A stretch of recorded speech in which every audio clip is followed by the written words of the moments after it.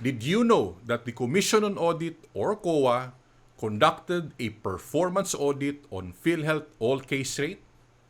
Did you know that the findings has a direct impact on you as a healthcare provider? Hospitals and doctors go about it the wrong way.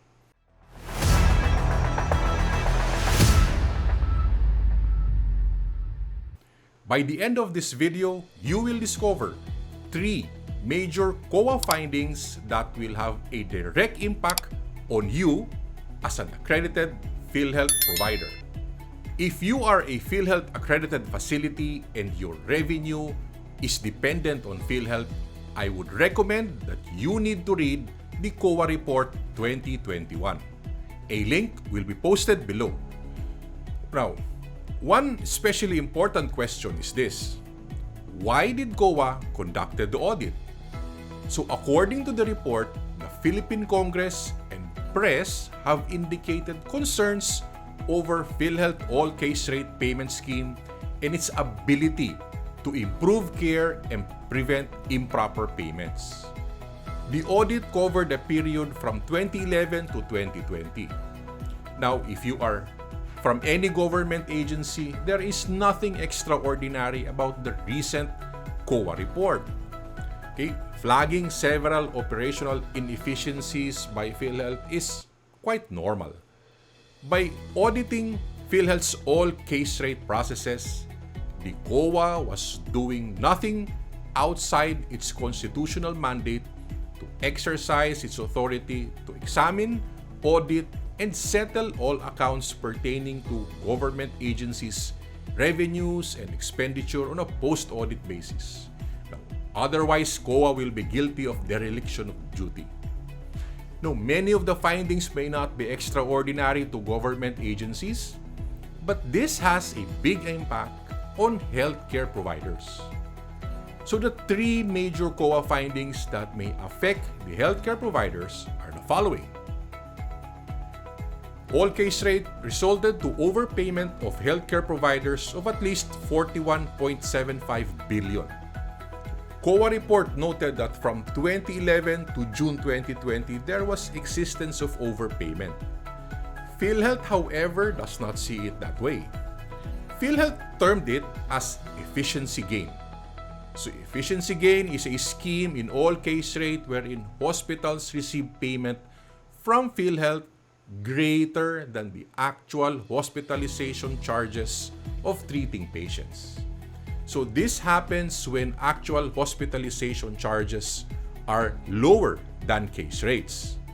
Now, even during my time in Philhealth, this concept was implemented. As I recall, efficiency gain was an incentive to hospitals because of their efficiency. Unfortunately, COA disagrees with it. Now, to cut the long story short, Philhealth released Circular 12 of 2021, whichever is lower circular. Now, payment will now be based on whichever is lower in amount between the fixed case rate or the actual amount in the statement of account. So, Philhealth shall pay the providers based on the actual charges reflected in the SOA or its equivalent and claim form after deduction of mandatory discounts, not exceeding the applicable package amount. Now, on a side note, this problem has been predicted by many Philhealth doctors and many regional vice presidents even before the all case rate was implemented. So as the saying goes, I told you so. Get it? So the next COA finding was the all case rate implementation had a negative impact on Philhealth Reserve. So based on the law, Philhealth Reserve Fund is a portion of accumulated revenues not needed in the current expenditure of the year. So the amount shall not exceed the ceiling of an actuarial estimate of 2 years. So the report indicated that for calendar 2010 up to 2012, the Philhealth Reserve Fund was 99% to 100% of the ceiling amount. This means the fund was in good shape. However, for calendar 2016 to 2019, the report indicated that the reserve fund ranged 23% to 35% of the required ceiling. Yes, you heard it right. 23 to 35. Scary, right? So as I quote, in 2019, the reserve fund of Philhealth amounted to 109 billion. So based on the 2019 annual report, the ceiling of the reserve fund for 2019 is 470 billion.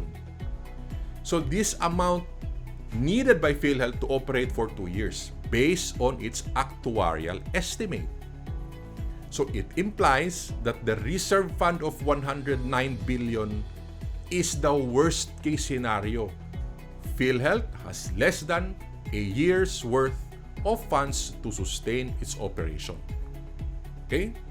Again, this problem has been predicted even before all case rate was implemented. As the saying goes, I told you so, number 2. Right? So, now, the third finding, Philhealth is using a legacy system or an outdated system that is fragmented. So this results in a problematic system integration and data management. Now, in fairness to Philhealth, as early as 2012, a system framework was drafted to integrate and harmonize all the systems. This is a very big task. Now, some were developed, others are ongoing, while there are some systems that have not yet been implemented. So the report indicated that Philhealth service delivery is adversely affected due to this. The fragmented system inside Philhealth limits the use of data.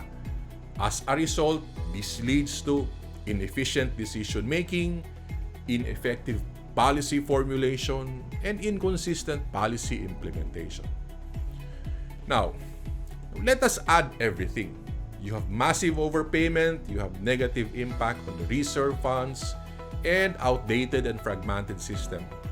All of these is practically a recipe to disaster. Now, any healthcare provider will easily see the potential problems that can happen.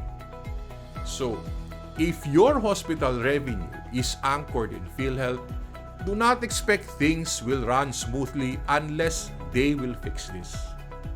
So for in the aspect of claims processing, overpayment will mean that succeeding years, Philhealth will be very meticulous in payment and collection. Expect reforms and efficiency in claims audit. Expect more legal cases.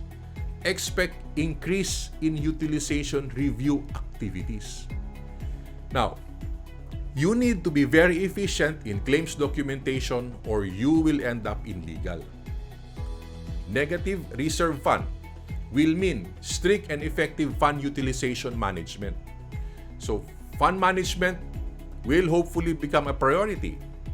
I am guessing or hoping that actuarial activities will be a priority, unlike years before.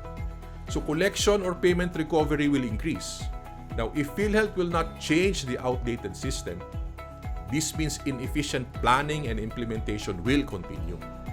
So this will affect claims policies and claims payment. If Philhealth will change the legacy system, which will be a long process, hopefully things will improve in claims processing. Friends, do not get me wrong. I am not here trying to pick a fight with my former employer. If you have a deep background on policies and execution, just like me, these COA findings are not new. It's easy to collect negative information on anyone. But what is important here is to act on the negative findings noted. In fairness to Philhealth, they have made so many reforms inside. Believe me, it is easier said than done. As a healthcare provider that is expected to perform quality standards, now this may be a bit unfair because you expect things to be smooth inside Philhealth. If the leaders cannot fix this from inside, do not expect them to prioritize your concern. Again, Unfortunately, life is not fair. Now, the next video is all about Thanos. I hope you are familiar with Thanos from the Marvel movie Endgame. So, Thanos snap in claims processing. This is Coach Doc Ben. See you in the next session.